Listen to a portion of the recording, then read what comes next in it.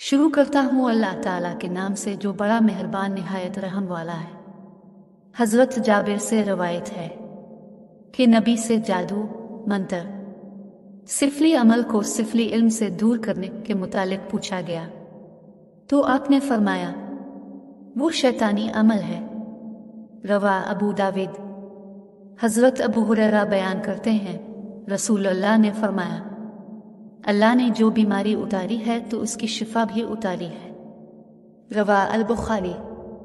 हज़रत जाबिर बयान करते हैं रसूलुल्लाह ने फरमाया हर बीमारी के लिए दवाई है।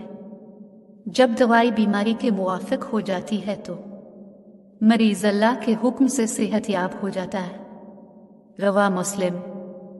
हज़रत अबू हुरैरा से रवायत है कि उन्होंने रसूल अल्लाह को फरमाते हुए सुना कलौंजी में मौत के सिवा हर बीमारी से शिफा है। इब्न शहाब ने फरमाया अलसाम से मुराद मौत और अलहब सौदा से कलौंजी मुराद है। मुत्तफ़िक़ अलैहि। हज़रत अबू सईद खदरी बयान करते हैं एक आदमी नबी की खिदमत में आया और उसने अर्ज़ किया मेरे भाई को पैचिश लगे हुए हैं। रसूल अल्लाह ने फरमाया इसे शहद पिलाओ। इसने इसे शहद पिलाया।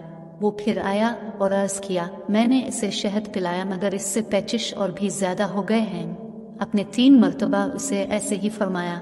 फिर वो चौथी मरतबा आया तो आपने यही फरमाया इससे शहद पिलाओ। इसने अर्ज़ किया मैं इसे पिला चुका हूँ लेकिन इसके मर्ज़ इस हाल में इजाफा ही हुआ है।